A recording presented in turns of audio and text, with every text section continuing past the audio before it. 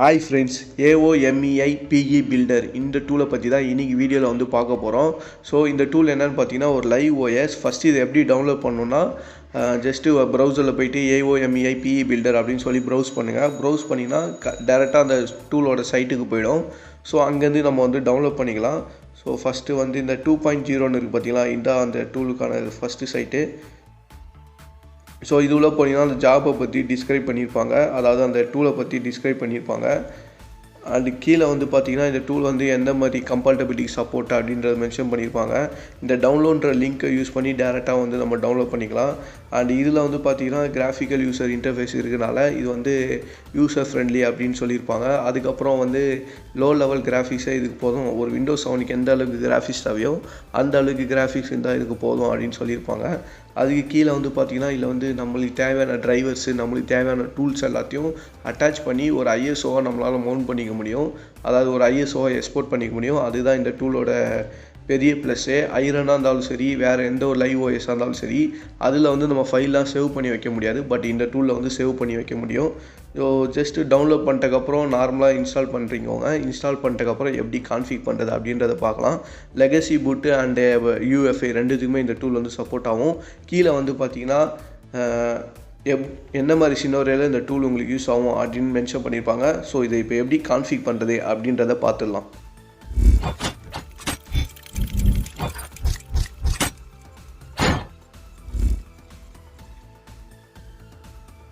Just double click open பண்ணிக்கோங்க. Open பண்ணோடனே இந்த டூலில் டிஃபால்ட்டாக என்னென்ன சாஃப்ட்வேர் இருக்கோ அது எல்லாமே லிஸ்ட் பண்ணியிருப்பாங்க.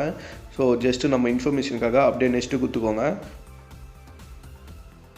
ஸோ நெக்ஸ்ட்டு கொடுத்தீங்கன்னா இல்லை 32 பிட் வேணுமா 64 பிட் வேணுமான்னு கேட்கும். ஸோ 64 பிட்டை செலக்ட் பண்ணி நெக்ஸ்ட் கொடுத்துக்கிறேன். அதுக்கப்புறம் வந்து பார்த்திங்கன்னா இந்த இடத்துல அந்த டிஃபால்ட் டூல்லாம் வந்து நம்ம சூஸ் பண்ணிக்கலாம். நம்மளுக்கு வேணுன்ற டூல்ஸ் வேணுமா வேணாமா அப்படின்னு சொல்லி இந்த இடத்துல வந்து சூஸ் பண்ணிக்கலாம். அது கீழே வந்து பார்த்திங்கன்னா ஆட் டிரைவர்ஸ், ஆட் ஃபைல்ஸ்னு இருக்கு பாருங்கள். அந்த இடத்துல தான் நம்ம வந்து ஃபைல்ஸ் ஆட் பண்ணோம். ஸோ நெக்ஸ்ட்டு கொடுத்திங்கன்னா டேரெக்டாக வந்து ஐஎஸ்ஓ வந்து எக்ஸ்போர்ட் பண்ணுற அந்த விண்டோ வந்துடும். ஸோ ஃபஸ்ட்டு நம்ம வந்து ஃபைல்ஸ் ஆட் பண்ணிட்டு அதுக்கப்புறம் எக்ஸ்போர்ட் பண்ணிக்கலாம்.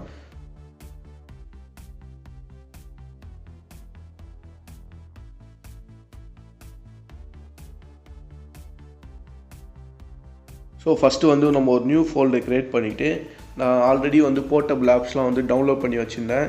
Like VLC media player, note play plus, அப்புறம் 2048ன்னு சொல்லி ஒரு கேமு, இந்த மாதிரி ஒரு 4 ஆப் வந்து டவுன்லோட் பண்ணி வச்சுருந்தேன். ஸோ அந்த 4 ஆப்பையும் என்ன பண்ண போகிறோம், நம்ம க்ரியேட் பண்ணுற அந்த நியூ ஃபோல்டர் வந்து டெஸ்டினேஷன் பார்த்தா வச்சு இன்ஸ்டால் பண்ண போகிறோம். ஸோ எதுக்கு இப்படி பண்ணுறோன்னா, நம்ம ஒவ்வொரு ஆப்பையும் இன்ஸ்டால் பண்ணி அதோட பாத் எடுத்துன்னு வந்து இதில் ஆட் பண்ணுறதுக்கு. ஸோ நியூ ஃபோல்டரை க்ரியேட் பண்ணி இன்ஸ்டால் பண்ணிட்டோன்னா டேரெக்டாக அந்த ஃபோல்டரை மட்டும் நம்ம ஆட் பண்ணி விட்டுடலாம். அதுக்காக தான் இப்படி பண்ணுறோம்.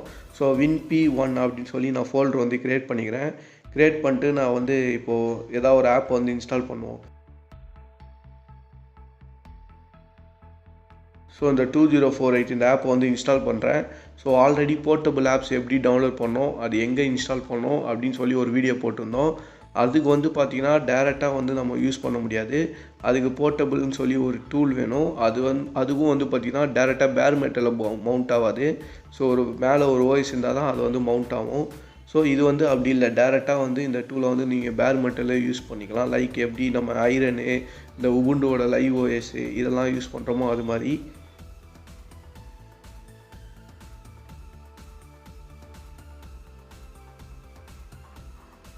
ஸோ இந்த மாதிரி என்னென்ன ஆப் வேணுமோ அது எல்லாத்தையும் இன்ஸ்டால் பண்ணிக்கோங்க. இன்ஸ்டால் பண்ணிட்டு அந்த ஃபோல்டரை வந்து இந்த இடத்துல வந்து ஆட் ஃபோல்டர் அப்படின்னு கொடுத்து ஆட் பண்ணி விட்டுக்கோங்க.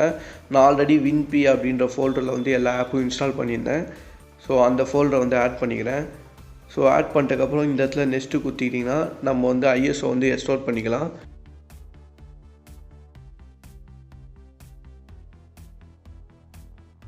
ஸோ இந்த இடத்துல 3 ஆப்ஷன் இருக்கும். சிடியில் பர்ன் பண்ணிக்கலாம், அப்படி இல்லைனா பென்ட்ரைவில் வந்து ரைட் பண்ணிக்கலாம், அப்படி இல்லைனா ஐஎஸ்ஓ வந்து எக்ஸ்போர்ட் பண்ணிக்கலாம். நான் வந்து தேர்ட் ஆப்ஷன் யூஸ் பண்ணுறேன். ஸோ ஐஎஸ்ஓ எக்ஸ்போர்ட் பண்ணிட்டோன்னா நம்ம எப்போ வேணாலும் பர்ன் பண்ணிக்கலாம்ல, அதுக்காக.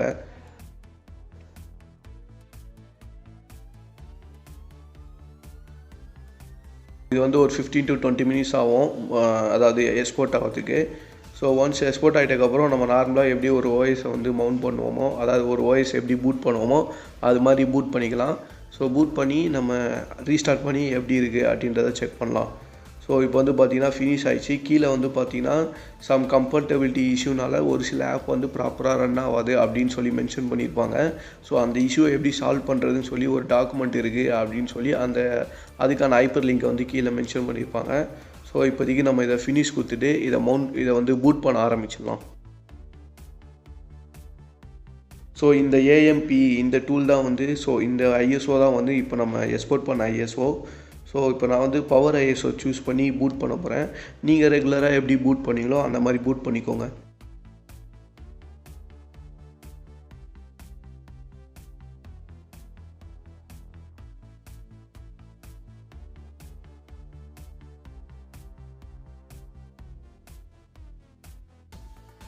ஸோ ஃப்ரெண்ட்ஸ், பென்ட்ரைவ் வந்து பூட் பண்ணிட்டதுக்கு அப்புறமேட்டா டேரெக்டாக லேப்பில் போட்டு பென்ட்ரைவில் வந்து பூட் பண்ணிக்கோங்க. ஸோ ஆஸ் யூஷுவல் நான் எப்பயும் போல் ஒன் டைம் பூட் மெனுவில் போய் பூட் பண்ணிக்கிறேன்.